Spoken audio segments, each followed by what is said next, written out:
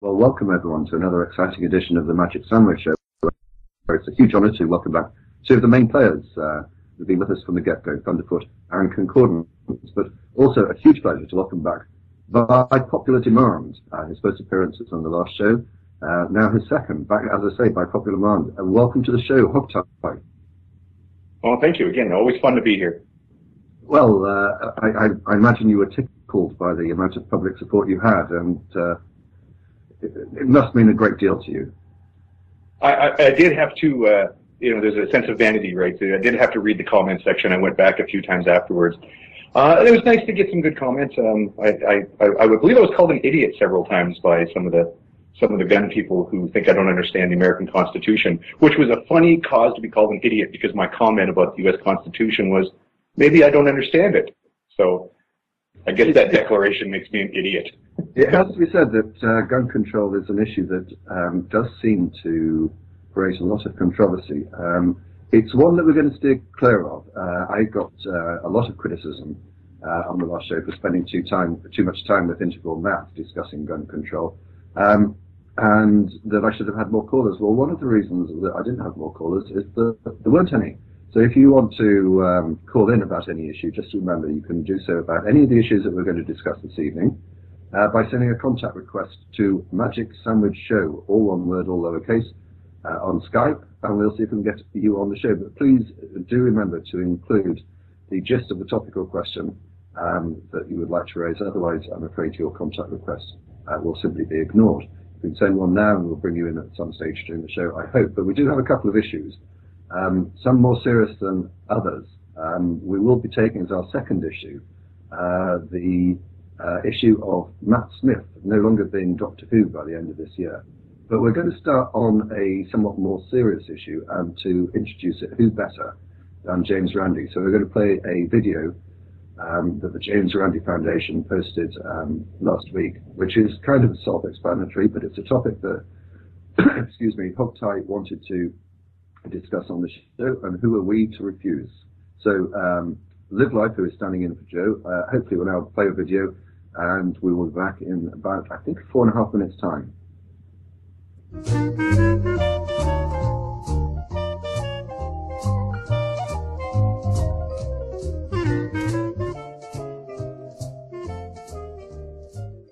Hello, I'm James Randi, and I want to speak to you today about the ADE651.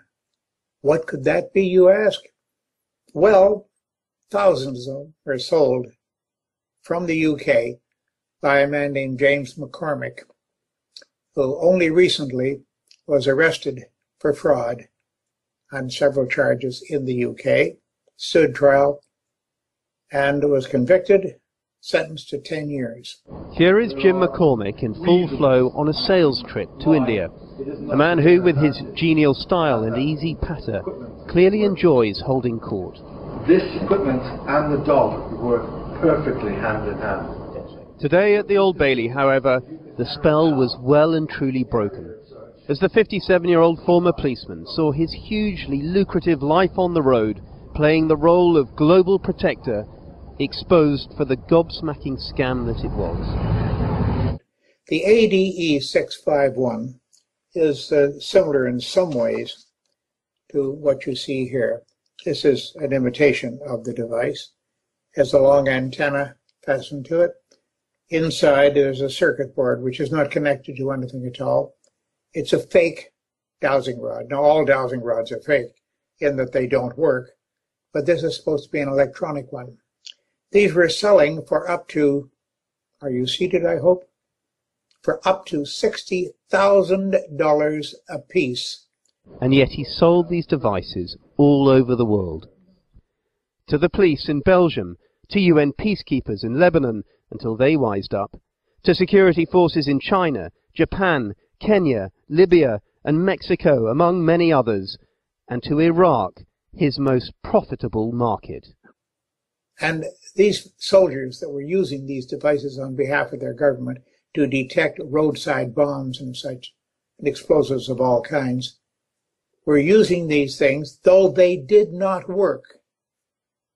And soldiers would be blown up. And what was all this technology based upon?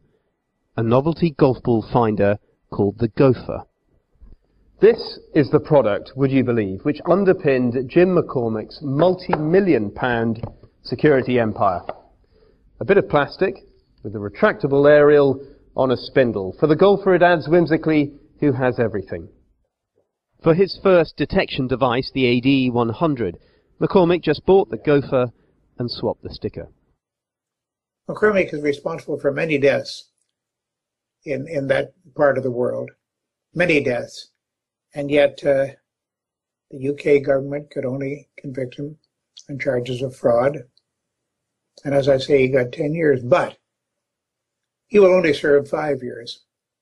Not only that, he made an estimated $70,000 to $80,000 on several of the deals that he had, and many millions more. He has a place in Capri, a summer home, I assume. He has lots of properties in the UK and one in the United States. He's a very rich man. He goes to jail for 5 years, and he will make over $7.5 million a year just waiting in jail for his sentence to come up. In this most volatile of security environments, it's thought he sold 6,000 units, where hapless security personnel almost comically pounded their feet up and down, conned into thinking their own electrostatic energy was powering the units. But month after month, the carnage continued. Now, I trust that the UK government is going to go after him to seize that property. I certainly hope so, because this man is a criminal with blood on his hands. I'm really shocked that the UK government couldn't have done better than it is, but I'll stand back and give them the chance to finish the job. I think they can. I've spoken with the prosecutors in the UK. In fact, I was scheduled to be a witness, go over to the UK on short notice last month during the trial. I wasn't called because it wasn't necessary. The evidence against McCormick was overwhelming, as the prosecutors told me, and they won the case. But folks, I'm just sitting here patiently waiting to see what will eventually happen with McCormick. He's an evil man. He deserves to go to prison for much longer than that. I hope we'll get some satisfaction on the matter of the ADE651 phony dowsing rod. I'm James Randi.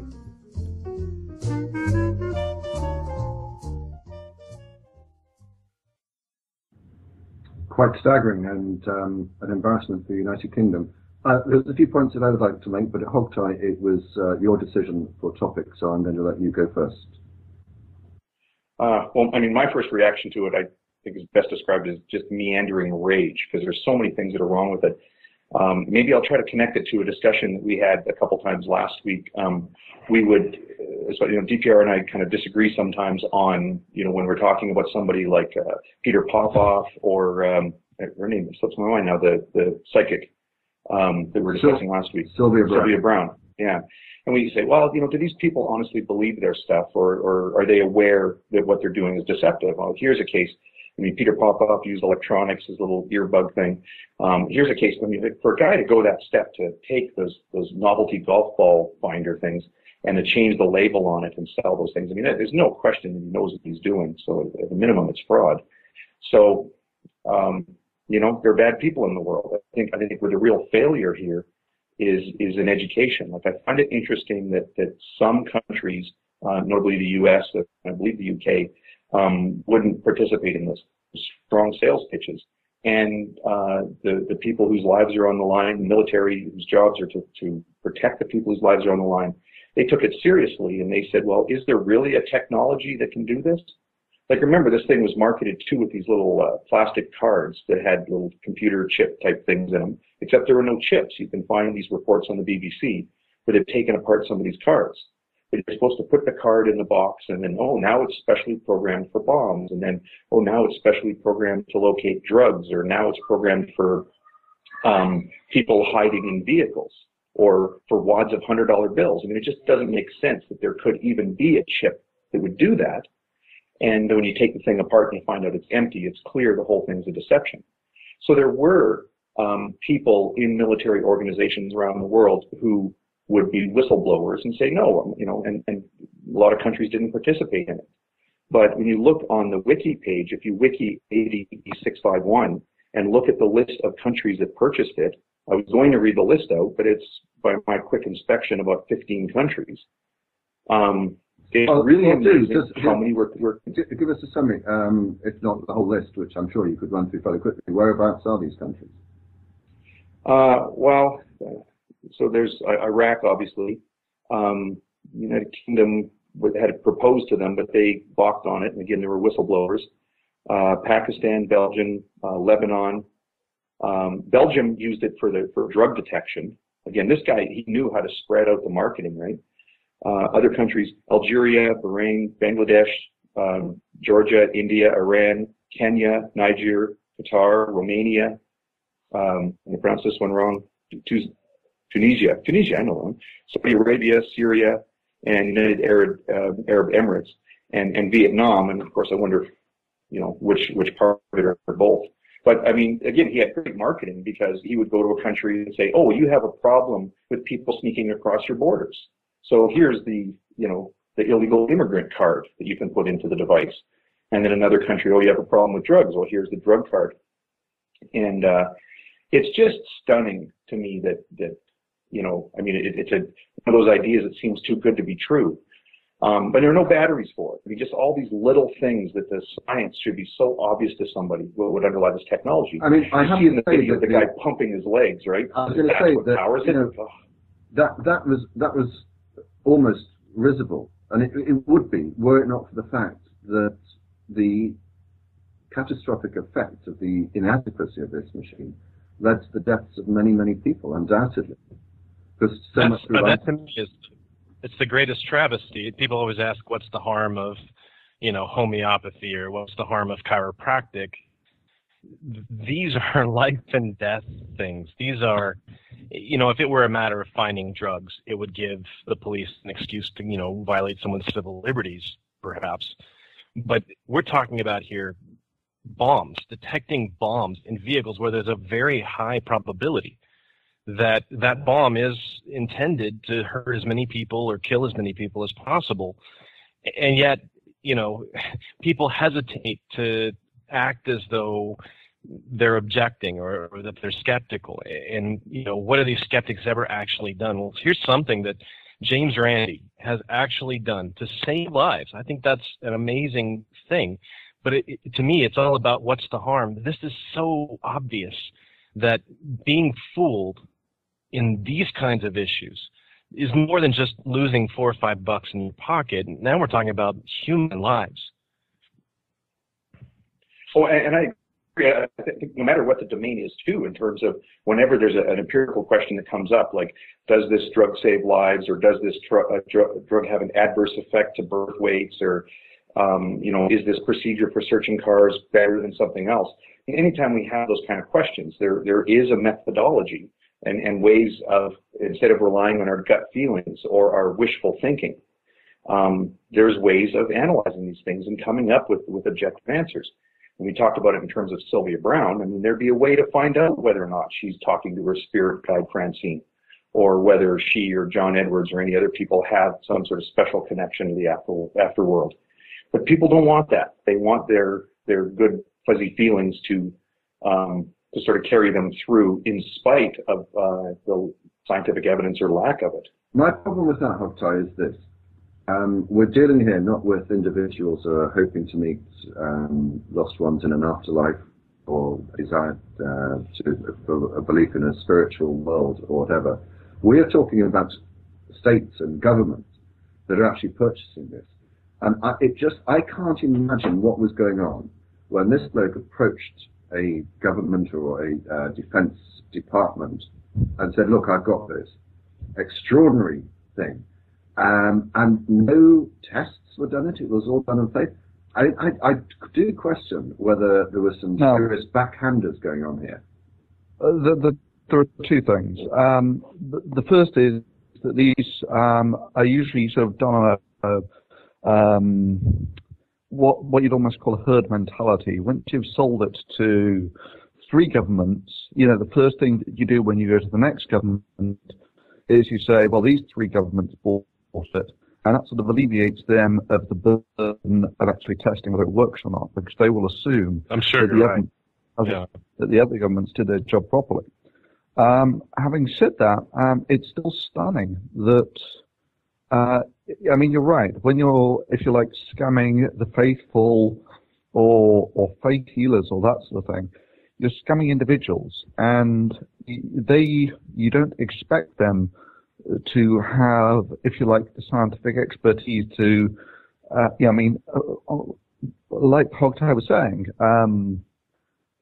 these things throw up so many red flags that it's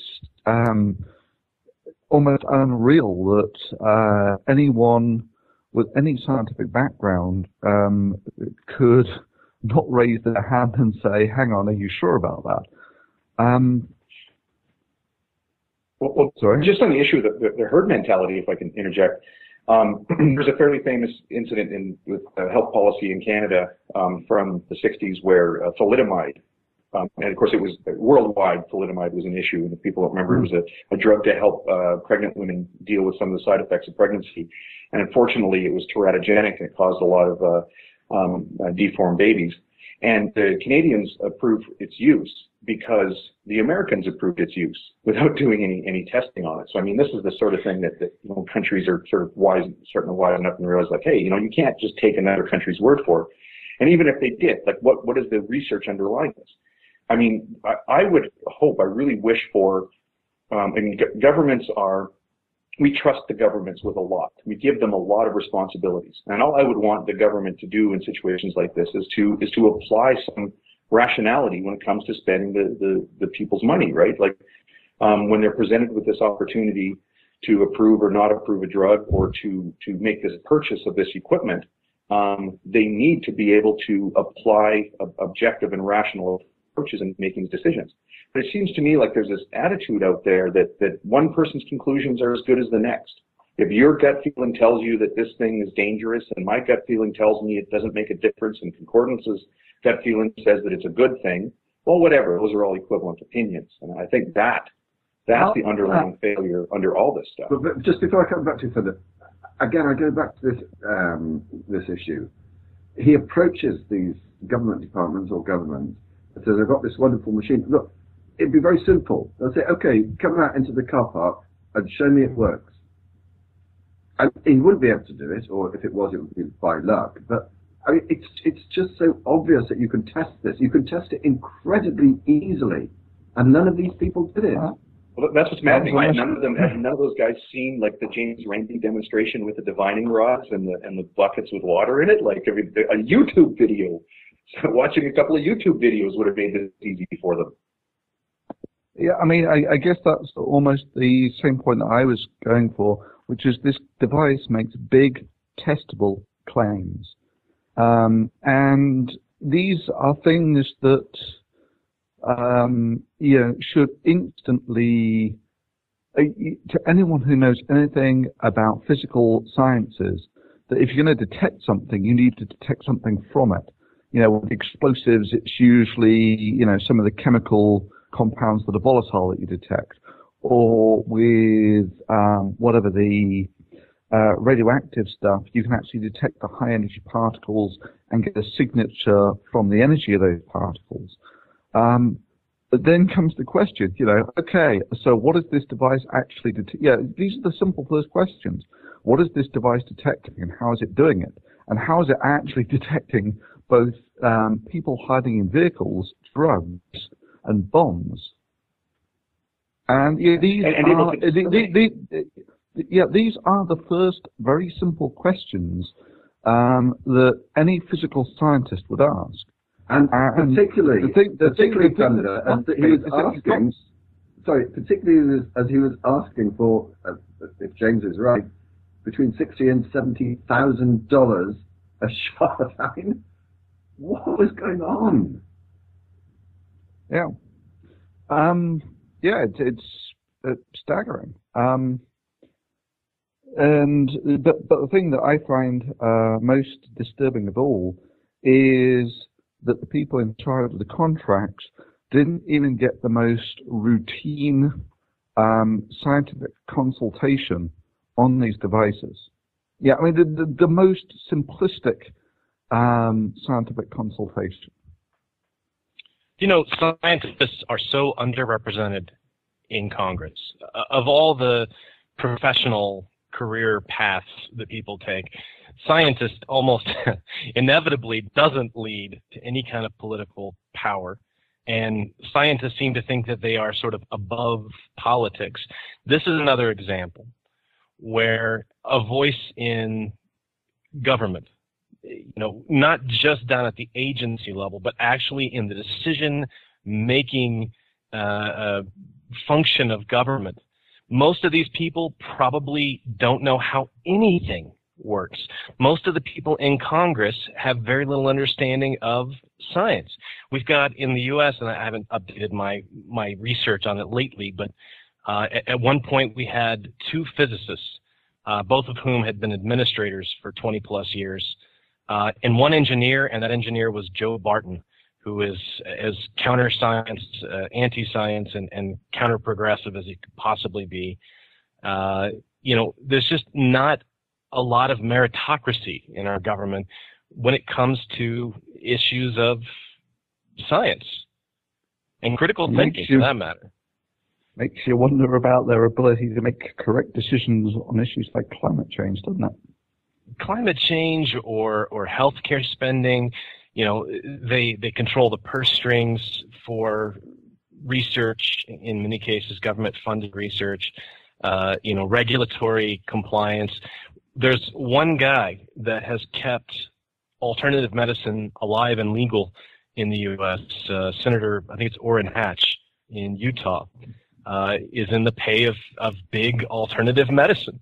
And he keeps supplements and homeopathy and similar types of things legal throughout the country because he's an extremely senior representative, or is he a senator? I think he's a senator.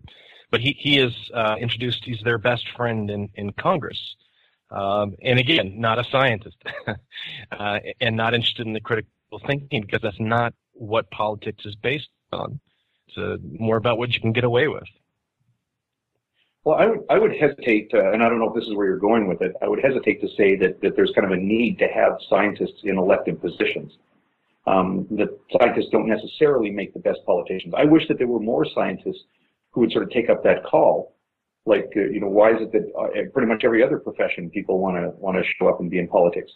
What I'm leaning toward is a system of mandatory scientific review. And when we do this for some things, like, I mean, Concordance, your videos have pointed out that our review procedures for new drug research has some significant flaws, but let's sort of grant the underlying sentiment. The plan there is, no, we're not going to put together a bunch of legislators and have them vote on whether or not some drug should be approved for some application.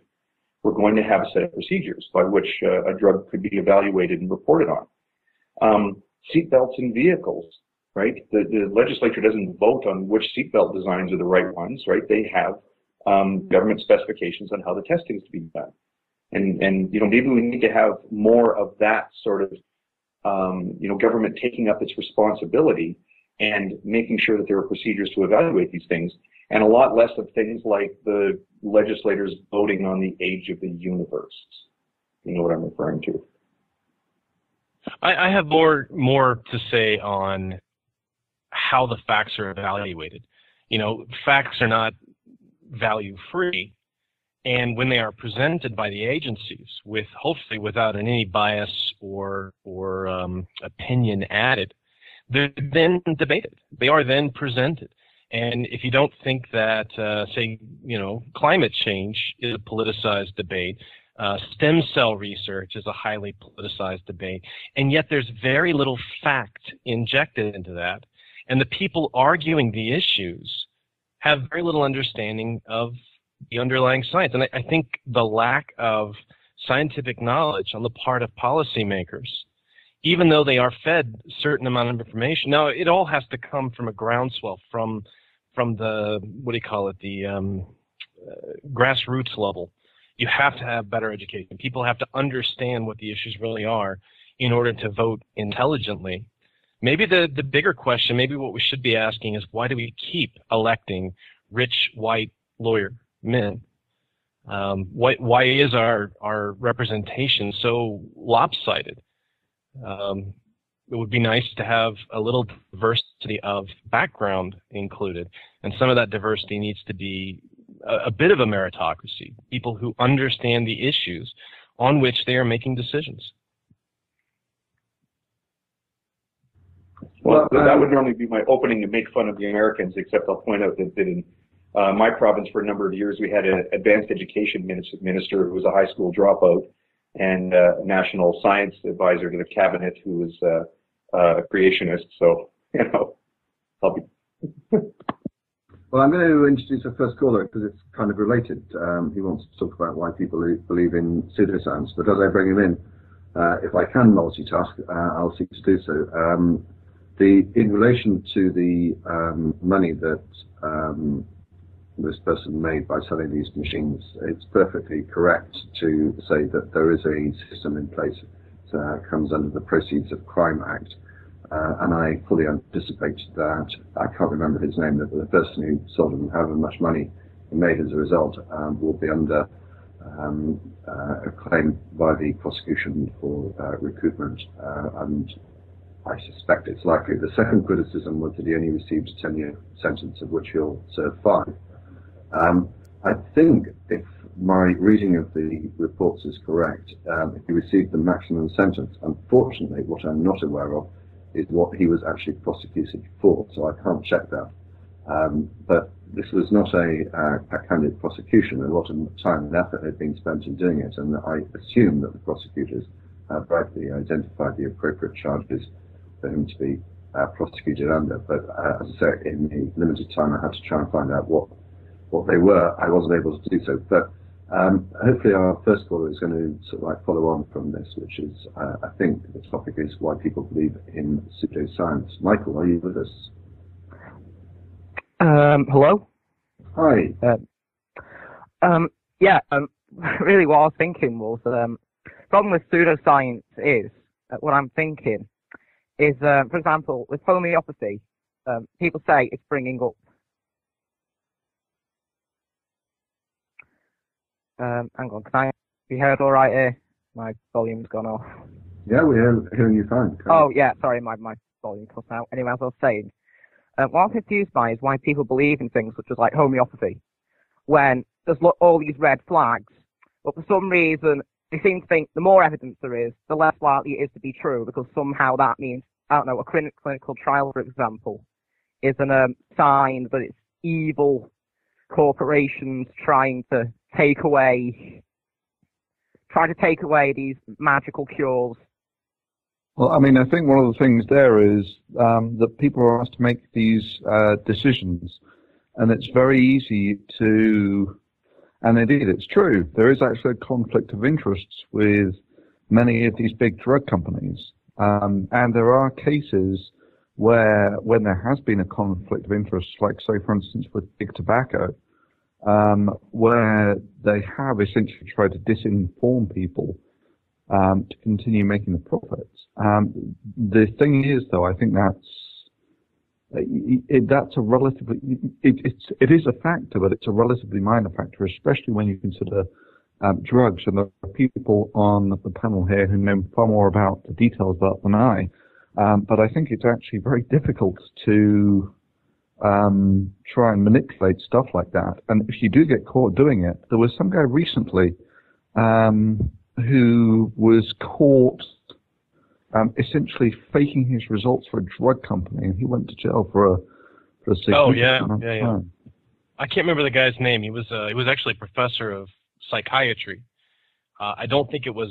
If I'm thinking of the same thing you're thinking of, I don't think it was directly related to clinical trials.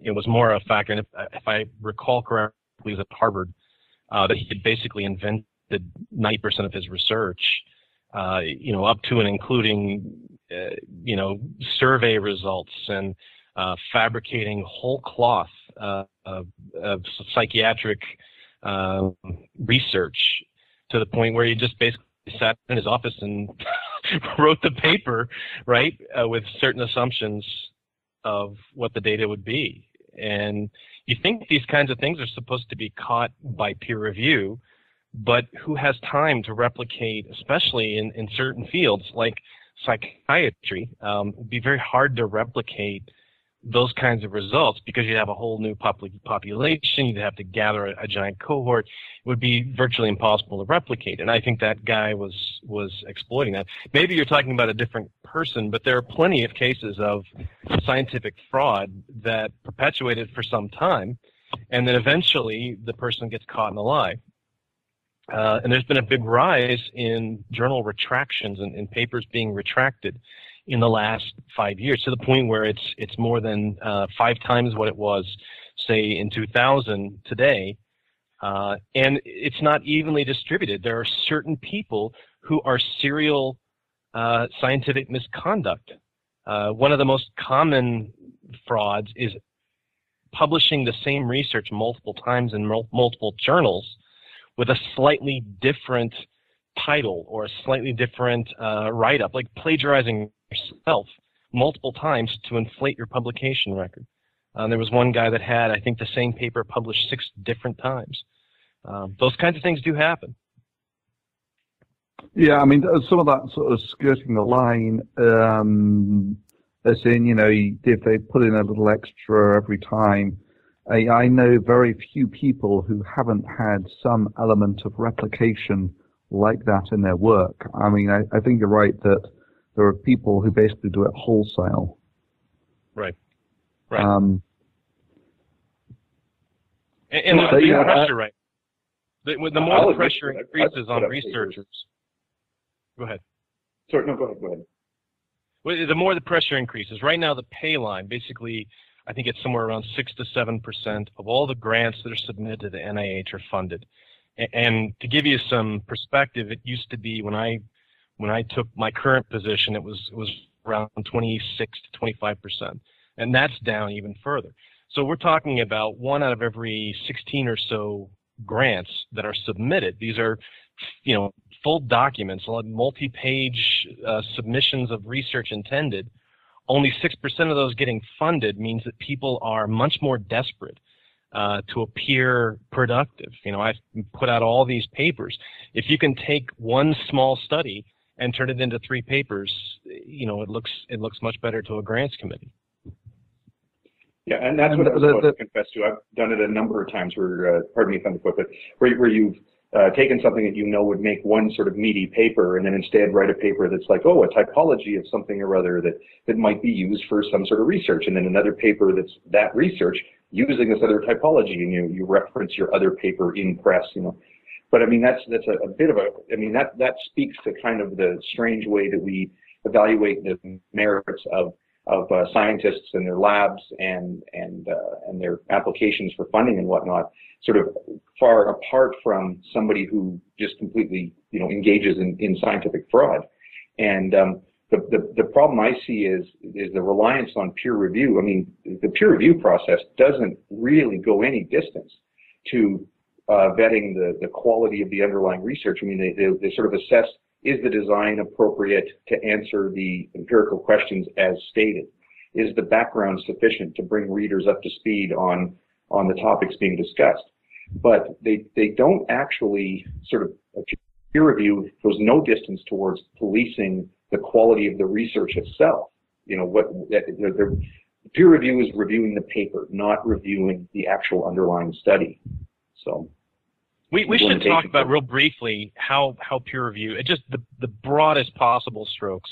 You write up a manuscript with all your data and everything, and you submit it to an editor, and the editor farms it out to a number of usually basically your competitors, other people in the same type of field, usually not directly your competitors. That's considered bad peer reviewer, but that paper then goes out to them. They make anonymous comments on it.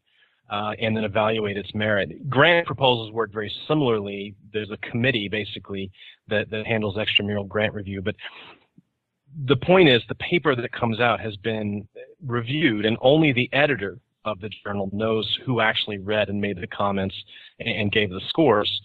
So one suggestion, and I think it's one of the best ideas I've heard to improve peer review, is to have the names of the peer reviewers appear at the top of the paper. Basically as this paper was reviewed by so-and-so and so-and-so and was cleared for publication. And that way papers that are retracted reflect badly on the researcher, but they also reflect badly on the peer reviewer. That puts a little more skin in the game for the people that are reviewing the research. Michael. What I've noticed really about pseudoscience is really how with Christians people believe in the Bible, the same people who will tell you that evolution can't be true because it goes against the Bible will believe in, I don't know, cosmic chakra energy fields. So what do you think about that? Sorry, did I say what? I don't know, cosmic chakra energy fields is one of the things that they're talking about. Crystal healing. Yeah, right? Crystal healing. The power of magical springs. I was reading earlier, and this brought up our previous show when we were talking about Sylvia Brown. Leviticus 20:27 says that you must put a sorcerer or a wizard or whatever to death by stoning, obviously. In fact, it might be more hideous for a sorcerer. Does someone who talks to the dead, is that not someone who is a sorcerer? She cloaks herself, though, in religious mumbo-jumbo. You know, she claims that she is chosen by God, that she's received a religious revelation. Because I'm sure that came up in her early meetings of how are we going to bilk people out of all their money. Or more likely, she rationalized as she went along. You know, how do I appeal to religious people? And so she added a lot of religious mumbo jumbo, as has been previously pointed out umpteen times. Most religious people have never read their own holy book, right? They don't pay attention to the scriptures that are inconvenient to them, right? No one in the first world, at least, is running around worrying about sorcerers. In the third world, it's a little different, the developing world. But I think that it's not an issue. There's a term that I want to bring out. It's called crank magnetism. And that is the idea that if you have a crank with one crazy idea, other cranks will support them. Other people who believe in homeopathy feel the need to support people who, say, this Brzezinski guy, right? You get all these, crunchy granola homeopathy crystal healing people supporting Brzezinski, who's just using a chemotherapy that is not very effective, but the alternative medicine people are still supporting him, right? It's this crank magnetism. They attract other cranks to themselves. Thunder, I think you wanted to say something. No, it was just a completely diversionary point when you brought up that Leviticus says that if you come across a wizard, you must stone them. Yeah, Leviticus 20:27.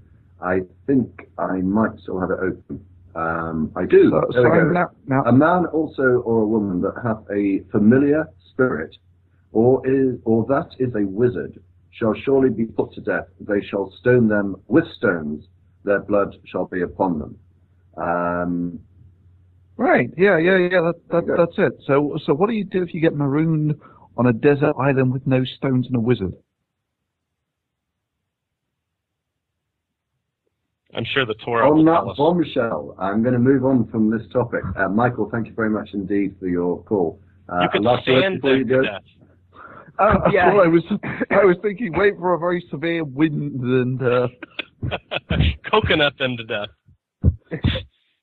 Michael, before I cut you off, to the last word. Yeah, well, I'm saying what I was always confused by cranks is though, when people seem to believe what they say, they seem to be completely shut off from all actual medicine from that point on. I never understood that.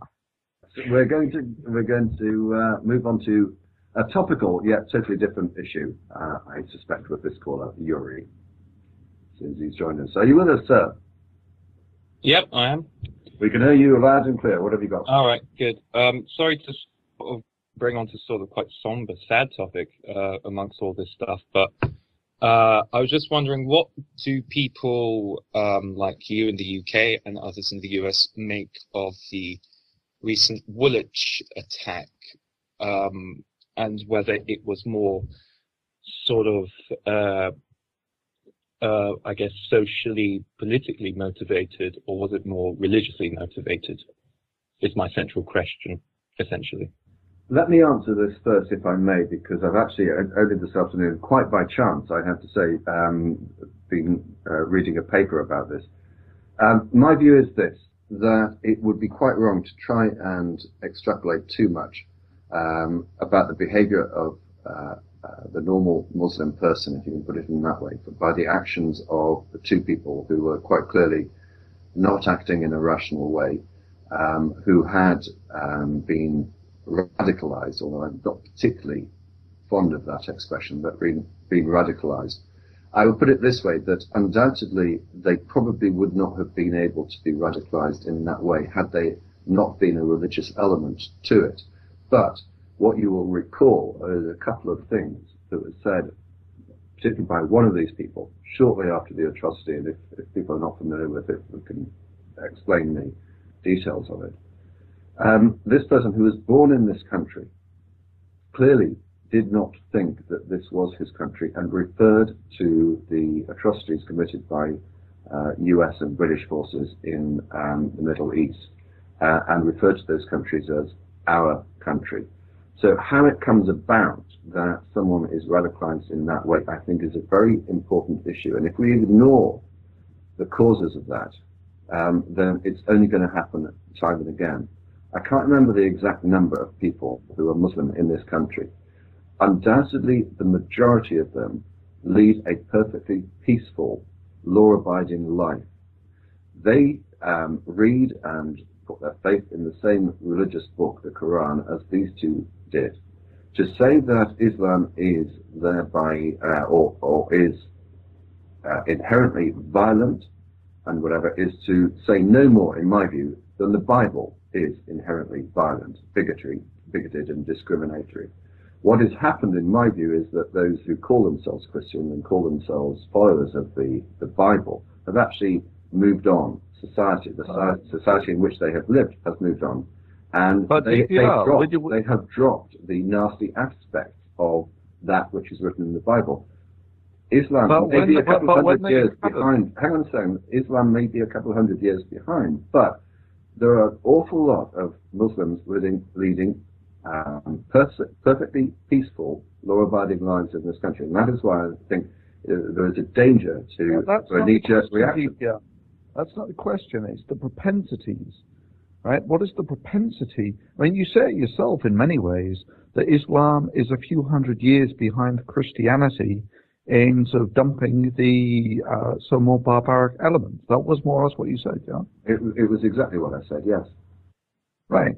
So Islam does have a higher propensity to, if you like, field people who will do things like this than Christianity.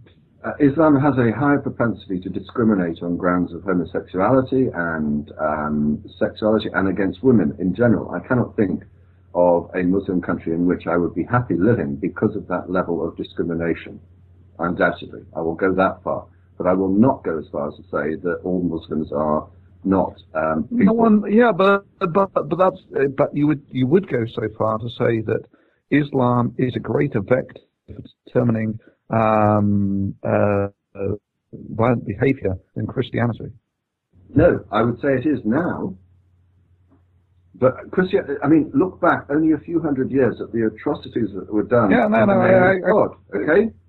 So I don't think you can say, well, the Bible's much better now than the Quran is. No, they're both terrible books, which, if followed to the letter, to a particular interpretation of the letter, we don't care about the books. We care about the behavior of the adherents. Well, no, this is a point, Sandy. You are ignoring effectively what I think is a very important issue. Why is it that we no longer have slavery? Let's not forget how appalling the West GDPR, the book is exactly the same. Well, in that case, what's the difference? If they're both exactly the same, what is the difference? Right, it's the people who practice the religion that's important. Right. And it's the propensity of their religion to influence. It's both the same religion. You've just said that. Sorry? You've just defeated your own point because you said that they're both the same religion and they're both the same book. Yes, but they're practiced in different ways. Yes. So it's the population. That's the point I made. It's a population argument.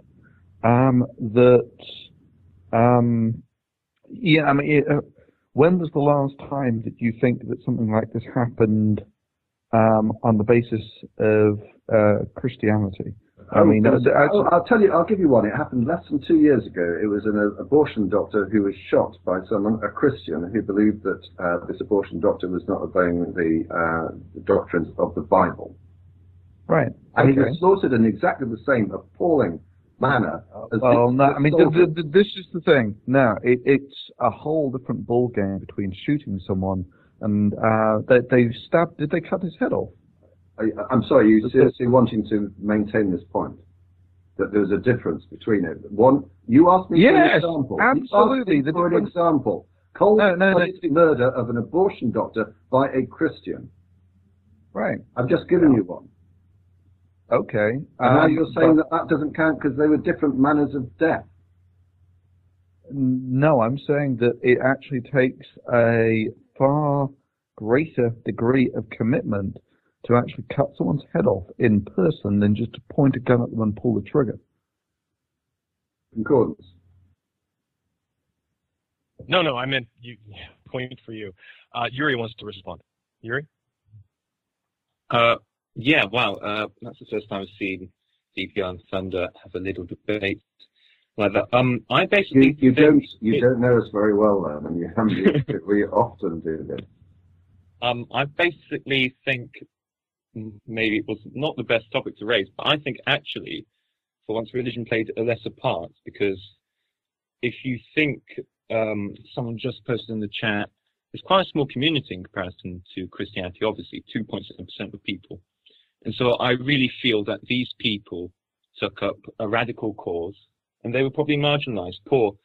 I went to Woolwich to actually lay some flowers because I was just near the area the other day. And looking there, it was quite diverse, but also quite poor, and that often leads to sort of radicalization and lots of fascist thugs roaming about like the EDO and BNP. Well, actually, to be honest, I've not followed this case greatly, but one of the perpetrators, if I had it right, he went to Kenya to do something. I think it might have been teaching, where he was captured by some militant band and basically tortured, and essentially came back a different man. That was the last. I've not really kept up with the details, but that seemed to be a formative event in all of this. I don't think this was your.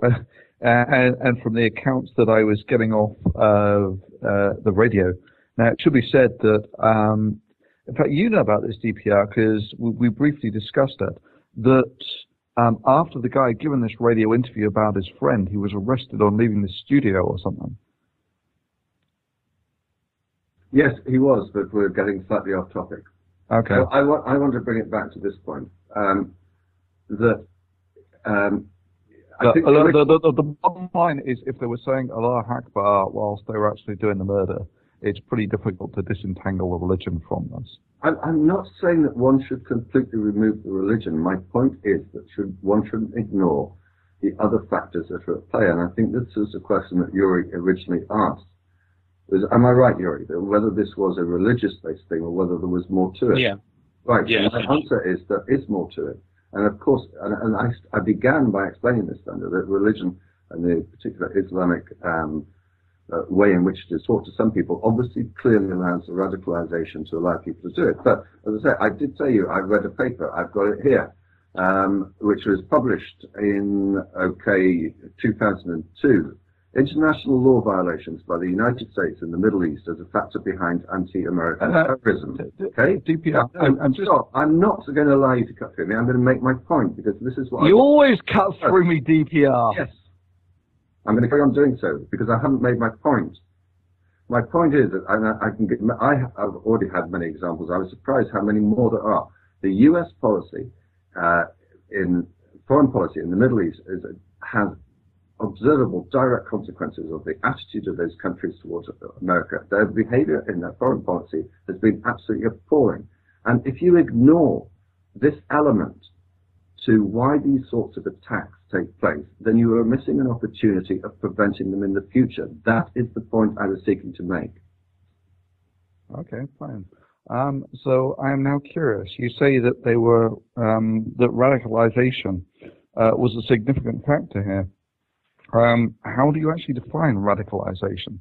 I told you also that it was not a word that I was comfortable with, but it is one that. Well, but you have used it multiple times that they were radicalized. What actually makes someone radical? Well, this is an interesting question, and this is why I don't like using it.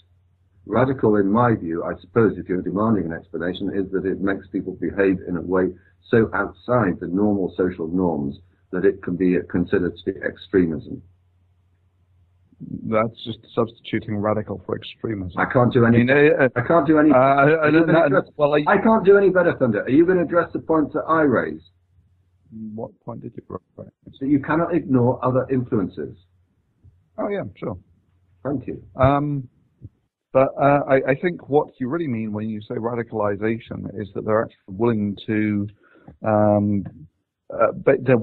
basically willing to kill people of their religion. That's, or they are going towards that they think. You've just substituted another definition for a radicalization and my new definition of extremism. So it's just a thing. What's your point? No, it's not. No, it's not DPI. You substituted one word for another. I substituted that they're willing to commit crimes. One's actually a measure that you can actually quantify. Yes, you can. And crimes are being committed by the United States under international law. You don't seem to consider those to be crimes? Look, I agreed with you on that there are other factors at play here, but that's diversionary at the moment. No, it's not. This is my point. It's not diversionary. What was the first thing he said after killing this soldier? That is of direct importance. What did bin Laden say prior to the 9/11 attacks and subsequently in videos? It wasn't what Bush tried to pretend that he'd said. The issue was American foreign policy, particularly in relation to Israel and their existence in Saudi Arabia. Those were the two issues in statements made 1996, 1998, and also subsequent to 9/11. You can't ignore that. He did not want to say, this is an issue of religion, our religion is better than yours, we're fighting over religion. No, fighting over foreign policy. So you actually think that 9/11 was partially justified? Oh, for God's sake. Well, that is just the argument that you made, that this was actually, that by not taking this into account, you actually enabled this.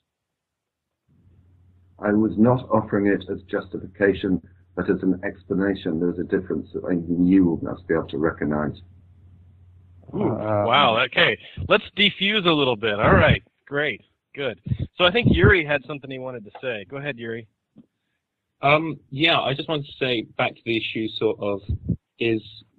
can Islam provide more radicalization than Christianity? I would say this is the point where you have to put social, economic, political factors in first, and then it contributes to the religious, because I'll give you one term, white Anglo-Saxon Protestant. That's essentially who ruled the world for the 19th century and a large part of the last century. And therefore, the people at the bottom could be people colonized, such as those in the Middle East, in Afghanistan, in Syria, that region, there were lots of French and British colonies. So they were essentially the marginalized poor people. And therefore, I don't think of the Middle East as ever having been especially colonized. You have the Ottoman Empire. But even that didn't really include most of the areas in Saudi Arabia. Now, there are sort of business interests in the Middle East, and that's certainly dictated policy, and we've certainly intervened a lot, the Shah in Iran and various other times. But I wouldn't say that they have undergone the yoke of colonialism like most of the rest of the world. And yet, if you were to take 100 of the last international terrorists, I think you would overwhelmingly find them to be Muslim. Well, Yes? I'd say it's not. Well, you could say that, but I wouldn't say it's sort of they weren't yoke colonialism, but there was enough fuel to feed the fire. There was enough injustice to give these radical pricks some excuse to commit atrocities. And There's lots of excuses, though. The excuses are all over the world.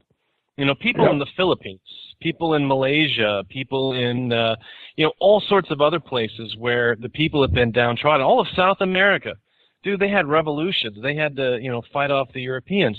The Falklands, right, was the last hot war we really had in the globe.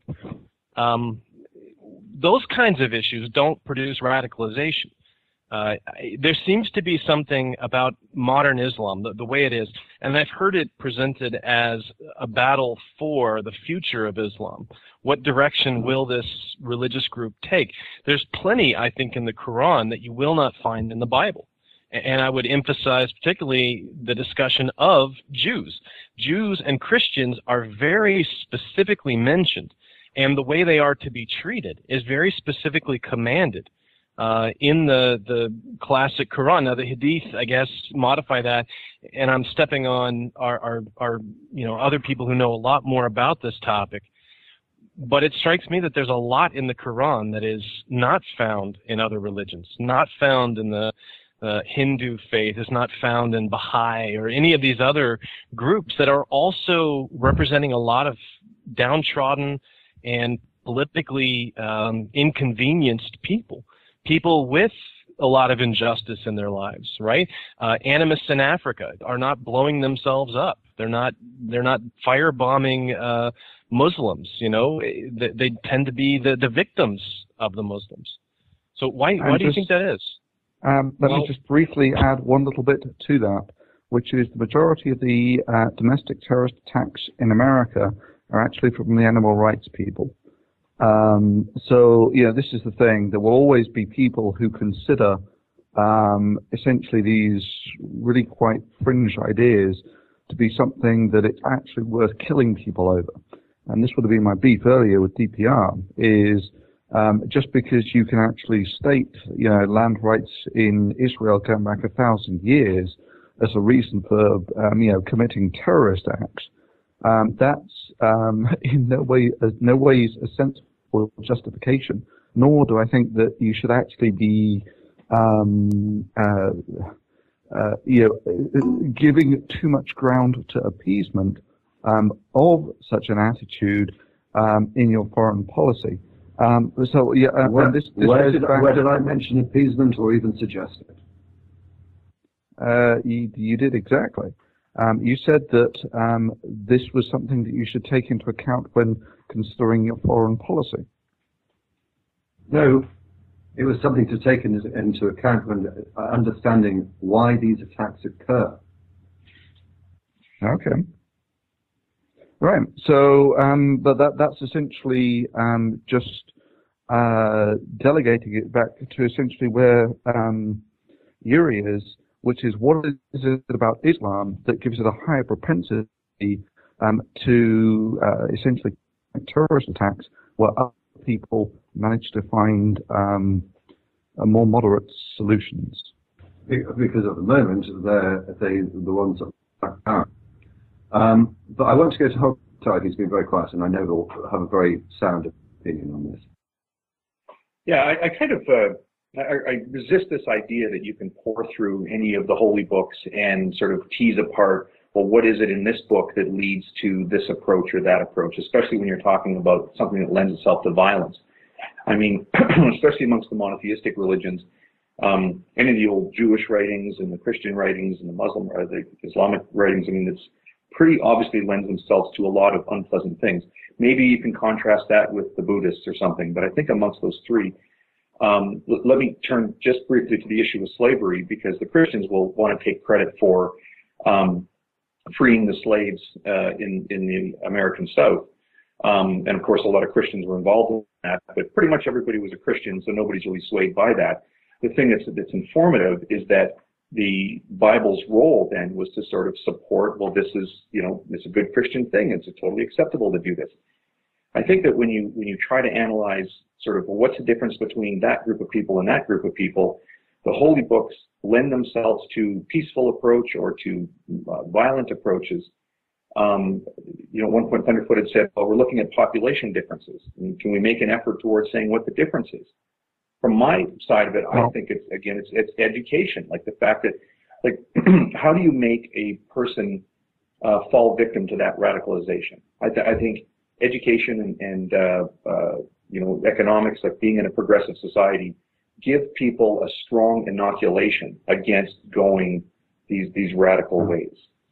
I think, and I've thought for a long time, that Islam lends itself particularly to this sort of all or nothing approach, which is, if you take a broad look at the countries of the world, those that tend to be Islam dominated tend to be overwhelmingly Islam dominated.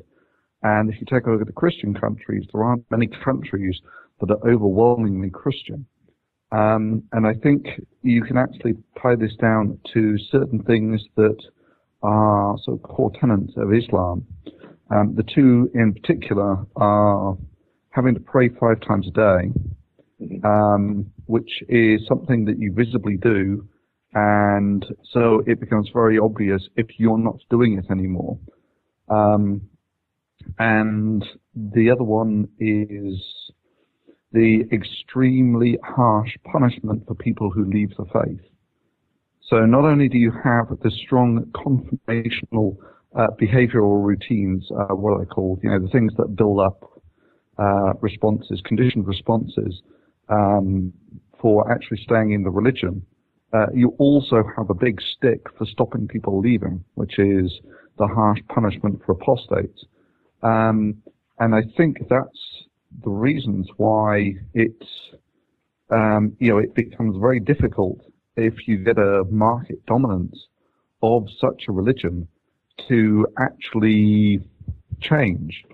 Whereas with Christianity, it's been far more plastic. There are none of these. You don't have to show your faith 5 times a day, and you don't have very severe penalties for leaving. Right. Well, I'm not sure if we're agreeing on this, and it seems like we might be. But again, the distinction I'm drawing here is when you point to those requirements, like when you say, well, here's an Islamic country that runs things this particular way, and you mentioned the 5 times a day. We certainly shouldn't go unmentioned that women are completely excluded from a lot of leadership and educational roles and whatnot. Well, again, you're talking about is that particular Islamic nature and that Islamic country. You're talking about the Muslim people. Whereas we're not, it's only sort of tangentially related to Quranic issues. It's the same thing. You can talk about the way a group of Christians run a town or a state or a country, and still somehow be apart from what is biblical. Both groups are picking and choosing from their holy books, and you can pick and choose to be one way or another. So I agree that Islamic cultures are different from Christian cultures, but not because they're books. So this is, I see, essentially a rates problem. So if you get religions with properties like the Mormons, they also have a very strong element of including people and making them display their faith. And they also have the very strong penalties for people who leave. And if you take a look at the Mormon populations, they tend to be very much all or nothing. I think that those are properties that you find more in Islam than in other religions, and this is one of the reasons why I think it's more resilient to change than other religions. Concordance. I've read through the Quran and I've read through the Bible, and it's probably my own bias, but I see a lot in the Quran that I find more disturbing, with specific references to how to conduct a war against non-believers, how non-believers should be treated. And I don't see the same thing in the Bible. At the same time, the data does somewhat go against my position, and that's I'm basing this on, the blog is called Dwindling and Unbelief, but you can go to the Skeptics Annotated Quran, and there's a question near the top that says, which is more violent, the Bible or the Quran? In terms of total cruel or violent passages, there are about twice as many in the Bible. But I think the difference is that in the Bible, most of those cruel and horrible things are being done by God. In the case of the Quran, the commandments seem to be about people doing these things to each other. The other thing, and I was going to give it as a challenge, is to try to think of another religion, any religion, where the clerics or the religious scholars and authorities actually preach violence from their pulpit. I couldn't think of one. I suspect such examples probably did exist from Christian pulpits some years ago. I have no Middle doubt Ages, about right? That. Yes, and this is the Middle point. Ages. This is, I have to say, this is a point I made in my very opening rant. Yeah, but, I don't disagree. I don't disagree Thank you. But the point is that modern Islam, as it is practiced, is in a state of crisis, and there is a path before them to continue along that existing violent path. And the world of Islam, as I can see it, is split into these secular, peaceful, modern, whatever viewpoints. And then you've got these ridiculous, radicalized fundamentalists.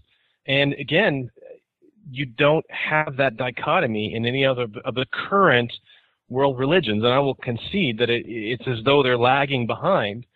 But I don't consider that an excuse in any way, shape, or form. I still think Islam has some characteristics about it, as it is currently practiced, that we would have to go back 600 years to see the same kind of behavior in other religions. I don't think Buddhists were ever fundamentalist and violent. I don't know. Maybe I don't know my history that well. I don't think you do. I don't. But I remember this coming up in an episode of the Gin and Tonic Show. And Almighty Athizmo gave a very good account of how Buddhists were incredibly violent in the past. So I think you've got to be a bit cautious. Anyone who is using Buddhists as an example, unfortunately, I can't explain why, but I know it is a sort of myth that Buddhists are all peaceful. Yuri, we're going to come back to you, and then I think we're going to move on. One very quick point. Buddhists, not Jains. Jains were never violent. I think with the Buddhists, there was, I can't remember for the life of me, well, was it maybe I read it in the Independent, there was some article where I think in Southern Asia there's some sort of sectarian violence, but anyway, involving Buddhists quite heavily. But anyway, my point I wanted to raise is that, I think Thunder mentioned it maybe, is that Islam doesn't really have one big faction of its religion ruling sort of the larger majority of Muslim countries, or an appropriate power-sharing agreement like you used to have with Northern Europe, Protestant, Southern Europe, Catholic mostly. And if you look at, say, the Syrian civil war, it is quite sectarian. And I recently read that on the rebel side, the Sunni side, they called for jihad against these, Shia devils and so on, because the government is backed by Iran, which is Shia. So it's almost, maybe not in the technicalities and nuances, but almost like the 1500s, 1600s of religious wars in Europe. And so I think this radicalization comes out of this partly of just the fact that each side needs to be more radical to win against the other, and that can have its sort of fallouts and consequences. That's all I really wanted to raise. Thank you very much, Yuri. I am going to move on. I think this line of conversation is going to continue to a degree, though, with our next caller, although only initially. And then we will... have some new topics, I suspect. But Syria is a very interesting place where there are alignments being made from most extraordinary sides. And if you look at it in detail, I think it boils down to a disagreement between different denominations of Islam, much like you have the same in Christian denominations and history of long wars like Northern Ireland between the Catholics and the Protestants and whatever. It's like in the Three Musketeers, there was a line, why do we fight them? They said that they say their prayers in French, we say them in Latin. Pretty much it. To which Porthos replies, my dear Porthos, what do you think religious wars are all about? And as Hitchens so wonderfully said to Tony Blair in their debate when Blair was saying that he was working hard to cure this religious divide, and Hitchens came up and said, well, where does the religious divide come from? Kirby, are you with us? Yeah, can you hear me? Yeah, perfectly. I think you had a different topic, but you wanted to say a quick thing about the Buddhists. Well, I remember the gin and tonic show as well, and I think it was the Tibetan monks that they were talking about, and they said, I can't remember exactly, but it was to some degree genital mutilation and sacrifice, I believe, were the two things that they really did. So it wasn't necessarily violence against non-Buddhists, but it was more of violence against their own people. But I just wanted to touch on three topics. I'm usually quite concise, so I should be able to go through them pretty quickly. Well, I've got no problem with three topics, but let's deal with them one at a time. What's the first one? All right, very well. The Oklahoma tornadoes that happened recently, there was 2 mile wide tornadoes, so not 2 miles wide, but 2 1 mile wide tornadoes. And they were only 11 days apart from each other. And so normally I wouldn't want to politicize sort of like natural disasters like this, but I think I was watching a local news station from Oklahoma on a stream, and during it they interviewed one of the people that were living in Oklahoma, and the person in Oklahoma said that this was a sign of the end times. And I think that that's really central to what the harms that religion does. Let's pause there. Let's pause a second.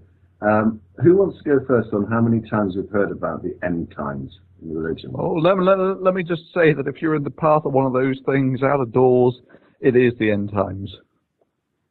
There were two channels that, or websites, sorry, that Concordance mentioned in his last contribution. One which was the Skeptical Annotated Bible. I'll include a link to that. It's absolutely wonderful. The other was Dwindling in Unbelief. But I think there's also one that I will include, which is Doomsday Predictions. And they've now, I think, split it up into two websites because there were just so many. There were the pre-2000 ones, and now there's a separate site for those that are just concerned with the 21st century. And there are pages and pages of these things. And I think we've got another one coming at the end of this year as well. So it's like a sport, right? It's like a Christian sport, guessing when the end times are coming. Every time there's an earthquake or a tsunami or anything bad, and they happen with alarming regularity as we cover the surface of the earth with people. You know, anytime anything bad happens, it's going to harm people. Why would it be Oklahoma? I mean, if a monkey-shaped supernatural being were going to announce the end of the world, why would you put tornadoes in Oklahoma that happen several times a year? In fact, it's been a light tornado season so far.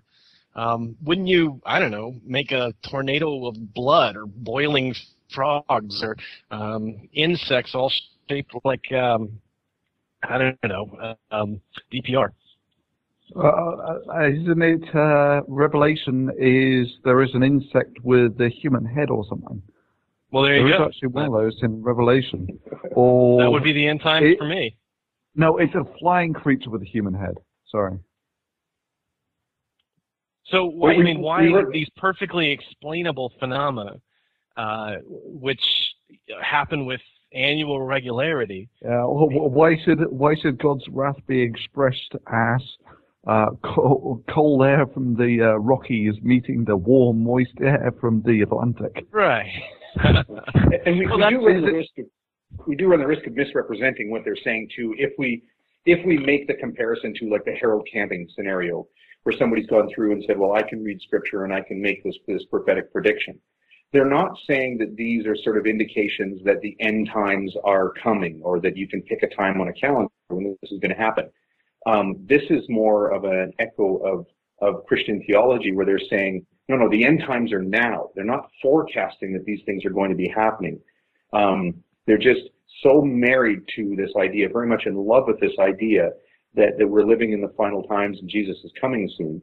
And it's consistent with their sort of confirmation bias, right? When they look at the Bible and they say, well, this is true. I read this thing. Well, this was foretold in the book of Daniel. So there, and Jesus was the prophetic Messiah that came, and now look at this part, and this is what's happening. And they sit down and it's all for them about confirming what they see in the Bible. So it's not about predicting that the world's going to end. It is about saying, no, this is it. It's happening now. I'm thinking I'm 5 minutes away from starting my own religion, my own cult. And we're going to pick a book. I don't like the Harry Potter series or something, or the Odyssey and the Iliad. And we're going to use that to interpret current events in such a way that will be so chilling that no one can deny the truth of Harry Potter. Right? Because you can take any book, and if you mine it deeply enough, Avada Kedavra, and some famous politician dies, you can do that with any piece of literature. And yet people are so astounded at the accuracy of the predictions, where it's predicting these very vague natural phenomena. I don't understand that. Well, Concordance, if you established a religion, I would very willingly kneel before you and kiss your ring. Thunder. Lord of the Rings or the Silmarillion. Silmarillion's better. That's good, yeah. That really does cover the bases. There's all sorts of prophecies in the Silmarillion, and bizarrely enough, the prophecies in the beginning of the book come true at the end. I'm serious. It's absolute proof. I mean, how else could they have made these really, really weird predictions that no one could have possibly foretold were going to come true? We're being facetious here, but there is a secret to all of this, and that is to decide in advance it's going to be true, and then just go look for the confirmatory evidence, right? I mean, you could do that with anything at all. It's a sure way to never be wrong, right? You pick your conclusion in advance, and then you go around. It's an excellent exercise to go around and find all the confirmatory evidence. Creationist research. Start with the conclusions and go look for the confirmational bias. I think it's difficult, though, isn't it, when you're trying to understand the Book of Revelation, because there is so much crazy stuff in there that, I mean, pretty much anything that happens, you can probably relate it to some part of Revelation. Well, and especially if you're willing to, drop a few numbers and letters, and if you're willing to interpret, the beast with whatever seven heads. Yeah, whatever, and you can interpret that as like 7 people who happen to live within 100 years of each other. If you're that liberal, I think you can. And there's some great things about what Rome rising again will mean. Was it the EEC, or was it Hitler's invasion of most of Europe, or was it the Russians coming back again, or the Catholic Church? I mean, it's had every goddamn interpretation possible. And the other thing that really gets me is why the beast chose the number 666 or 616, depending which version you actually. Of all the surreal numbers to choose, why 666? I have an interesting example of how one can misinterpret things that's just happened. When Concordance said you can interpret it, particularly if you drop a few letters and a few numbers, I immediately thought that he was talking about dropping a few E's. And so you could sort of like elevate your mental mind to a different planet, but he wasn't. He was talking about literal interpretation. There we go. That's how easy things can be misinterpreted. Anyway, I know that Kirby has 2 more points, so I think we'll move on. Yeah, just to finish up that one, I think it was much more in relation to HogTie's point, in the sense that I think they think that they're not really interpreting scripture and seeing like, oh, God shall send a tornado or 2 tornadoes. I think it's more that they feel that they're so special as to be living right now in the end times, and that everything around them that's disastrous points towards that. And I think that's the harm, is that they see evidence, not necessarily saying that these tornadoes are evidence of global climate change, but they see evidence of all this around them, and rather than realizing we need to act and sort of stop these things, they think, well, it's inevitable. The end times are here, so we may as well get on our knees and pray. So I think that's really the main problem. Well, can I put your mind at ease, because this topic came up, I think, a couple of years ago on this show, and I was able to comfort people, because Venom Fang X, the font of all knowledge when it comes to Christianity and the interpretation of the Bible, assured me that the end times could not possibly happen for another 1,000 years. So we've got a few more generations to go, and God bless you, Venom Fang X, for bringing that peace of mind and comfort. Anyway, on that bombshell, let's move on to your second point. Yeah, it wouldn't be too much comfort if I lived 1,000 years from now. Okay. Anyway, though, the next thing I wanted to talk about was the debate tactics that are usually on the show. I'm not saying that you guys have poor debates or anything like that. I really enjoyed the show for when you guys have it, but I find somewhat of not really a double standard, but when you guys debate each other, it's really civil. You let yourselves, sort of finish your points and all that sort of stuff. But when it comes, especially to, I was watching the debate with Hamza Zortzis, for example, and when you guys were pushing him on whether or not he would kill apostates, you sort of asked the simple question, and I realize it's a simple question: do you support killing apostates? And he sort of tried to go around it for a little bit, and this went back and forth for about 5 minutes until you finally got him to say, yes, I support it, but it would have to be beheading, because beheading is less painful, or is painless. And I don't know if that's necessarily the best way to go about it, because I think that when he's describing his position, he really needs to be able to explain himself in full. And rather than getting a simple sort of one-word answer that's easy to refute or easy to laugh at, I think it's more important to sort of show why he believes what he does. So there's a couple of things there. The first is that there were 2 like that, which ended up essentially with blood on the dance floor. And the first one was with Zortzis, and the second one was with Satan Brutengate, or Satan. The other problem is that if you actually, the reason they tend to end up like that is because everyone is sort of incensed by some of the points that are made, and is essentially all beside themselves trying to actually make the counterpoint, which is, you're right, this is bad form. But the second one is, a lot of the time these people are professional at not answering questions. They will, if you essentially just give them the slack, you will never get an answer to the question. You've already got to press them. And in that sense, I think with Zortzis, it actually worked out, I think, really quite well, in that we actually got the guy to admit that, he thought that beheading apostates was acceptable. Right. I don't know. Obviously, I can't predict what he would have said with or without, not necessarily the interruption, but when you guys kept pressing him. But I think that the concordance style of debate, I think, is far more valuable, where you sort of let them explain their position and sort of show their ignorance and their stupidity through talking. And so even if he didn't get necessarily to the point where I support beheading apostates, I think it would have become abundantly clear throughout sort of his arguments of, why he supports that sort of thing. And so I'm not necessarily saying that you guys do a bad job debating or anything. Obviously, I have a different background in debate. I debate competitively in Northern California, and so it's not necessarily that I think you have a poor style of debating. I just think, especially with the fact that lag happens so often on the internet, it gets really disconcerting to hear sort of people talking over each other and arguing, and you can barely hear what's going on really. And what ends up happening is that takes up 5 minutes of just people talking over each other, and then you end up getting to the point that probably would have been made in 5 minutes if no one had interrupted. I'll take two issues with that. Firstly, the format of this show is not a debate style, and no one would suggest it is. If you're a debater, you all know, obviously, you have the classical format of openings and rebuttals and whatever, and there can be a number of these and different time limits on each.